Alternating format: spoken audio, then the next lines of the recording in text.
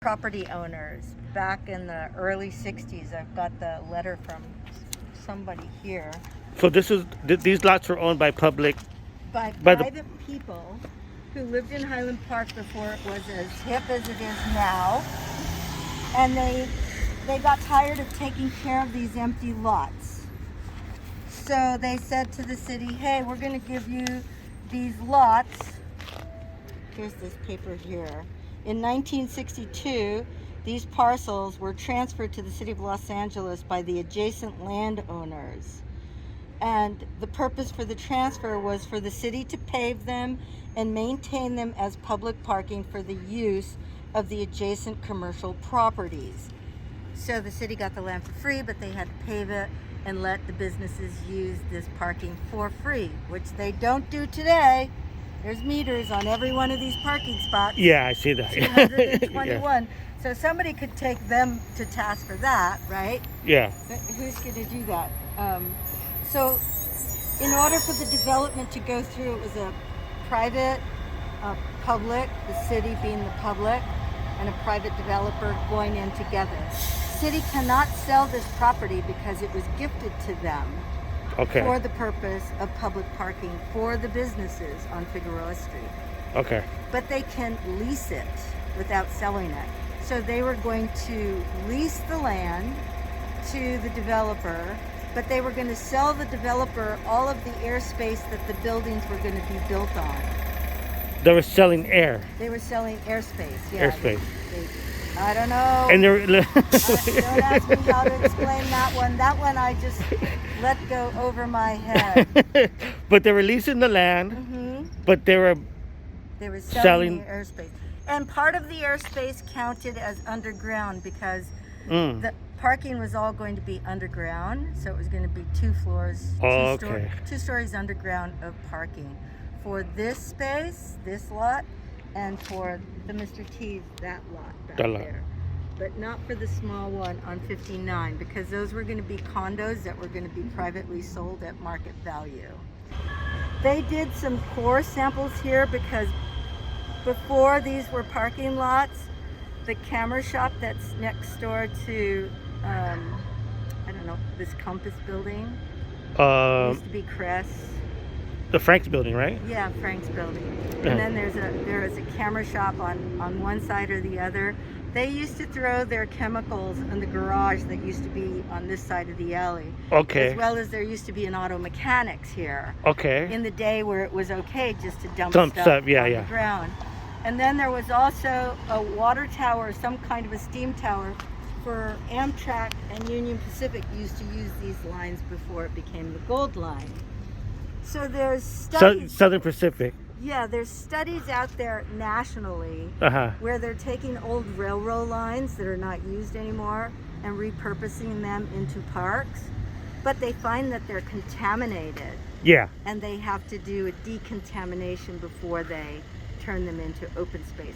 So we were saying, a train used to stop here. Yeah. This is contaminated soil.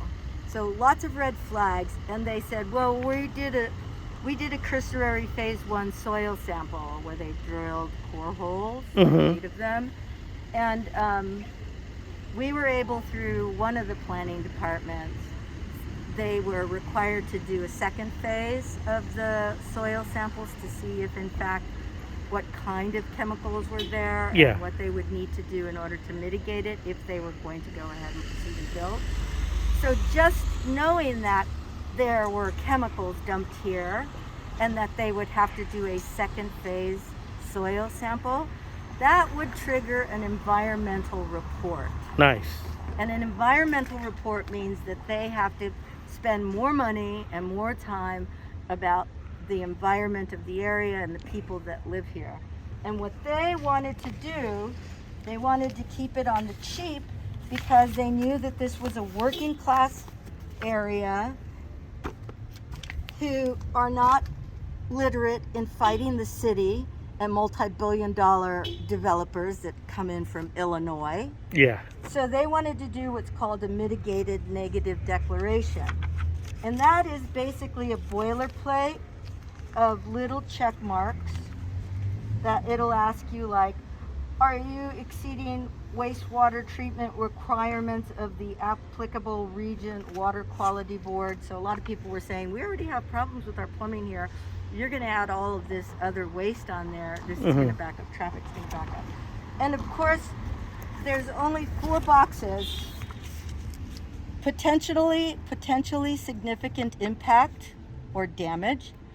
Second box is potentially significant unless mitigated. That means you do something to fix it so that there is no more problem. Yeah. There is a problem, but you can fix it. Less than significant impact and no impact. So mostly they want to just do these 2 boxes. The limited, unlimited. The limited and the no impact, because then they don't have to do anything. Yeah. And if nobody's reading these boxes Yeah. and seeing their checks, then they can push it through. Okay. So there is a lot of money there. And then the cleanup to do it properly would cost a lot too, correct? Oh yeah, an environmental impact report costs more in time, and you have to involve the community more because you're having to tell the community what you found, what you're doing wrong, what they're going to have to live with after you leave. And the community can come back and say, we don't like that idea. You're going to have to change it this way. And so they don't want the headache of having to deal with changing their plans. They just want to come in and bada bing, bada boom. See, because if the council member is on board with the developer, and unfortunately in the city of Los Angeles, our council members are on board with any developer that rolls into town, that's going to, they say help out the community, but basically it's large development that's going to benefit the developer, and it's going to benefit the city and extra taxes and whatever the developer is doing, and it's probably a feather in the council members' re-election coffers or something like that. Yeah, and donating money. And how was your experience with Councilman Cedillo in this battle? So Cedillo was coming on to take Ed Reyes's place, right? So he was running for his first time running for city council. Yeah, okay. Here for CD1, and he was saying, "Oh, I haven't read anything about it. I don't really know about it, but I'm going to look into it," while he was campaigning. And then he said, "Yes, that doesn't sound good. I heard from my chief of staff, Arturo Chavez, that this developer had not put in any kind of mitigations for the community on a development this large, and that's just not okay, because they should typically, plant trees in nearby schools, put up a couple of stop signs or signal lights, repave a street, put some money out that benefits the community for doing what it is that they're doing." Yeah. So then he had said that, but ultimately, after Cedillo's team said, Ed Reyes was in the pockets of these developers and knew them personally and went to their barbecues and christened their children, or they christened his children. They told you that? Yes. Wow, okay. Yes. And then our last meeting downtown with them, where they asked me and Jesse Rosas and Lloyd Catro to come up with a mitigation. What do we want to let these people build their project? What will it take? Yeah, because they planned around this Gold Line station, and that's how they wanted the trend. Because this is literally a David versus Goliath story, Yes. right? Because I think I know only 2, the past 10 years that have fought development, and one was yours, And the other was Hollywood. The Millennium. Yeah, those are only 2 developments that I know offhand, but that past 10 years that you have stopped it. Yeah. Bigger communities who are on top of development, they have that power. Maybe they're not renters, or maybe they have lawyers in their community, or they're more active with working in the community, can stop those projects right away. Development won't even try to do it in their place, because they know that they're going to be stopped at the gate. They're going to have a much bigger pushback. Our neighborhoods are hard working class neighborhoods that hardly have any time to get involved in a project that's going to be 10 years long, right? Yeah. So developers in the city and your city council person know that. They gauge the community.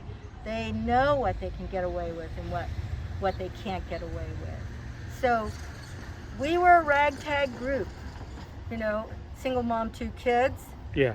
high school education, Jesse Pesquera, immigrant, small business owner, Yeah. Lloyd Catro, retired old man. Yeah, they weren't expecting this fight. Yes, they were not expecting us to outlast them. And then you finally won, And then we finally won. which is great, right? It is really great, but we never had a party about it. We did have that one something that was done. Yeah, here you had like a behind, little yeah. but we never really did. Truthfully, I was very exhausted. When we lost the first case with Superior Court, I was exhausted, and I wasn't going to go forward with the appeal. And Jesse kept saying, "No, Lisa, we got to go forward. Don't worry about the money. I'll be in charge of all the fundraising this time. You don't have to do any of it." And then he gave me the Silverstein lawsuit to the Millennium Project in Hollywood. He said, Yeah. "Just read this. Just read this.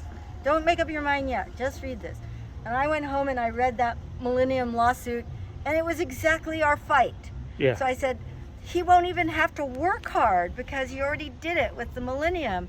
So then I said, oh, great. I felt some sense of relief. Let's go forward because it's already done. They already did it and they already won. So then that means that we should be able to do it as well.